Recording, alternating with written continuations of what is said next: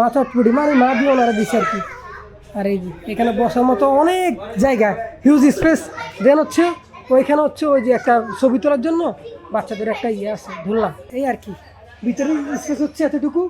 দেন এখন যদি বাইরে যাই তাহলে বাইরে হচ্ছে বের হওয়ার পরে এখানে মোটামুটি দেখেন অনেক কসমেটিকের দোকান আছে, অনেক কিছু মানে অনেক কিছু কিনা যায় এখানে, টয় কিনা যায়, মেয়েদের অনেক কসমেটিক আছে।